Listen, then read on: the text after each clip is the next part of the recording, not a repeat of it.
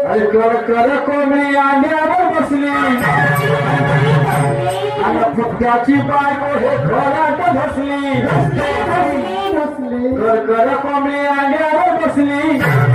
आणि फुटक्याची बायको माझ्या घरात बसली घेऊन मिळवू का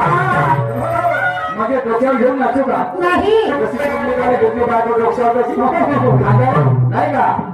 गईले घेऊन मिळवू का आणि तुम्ही आल का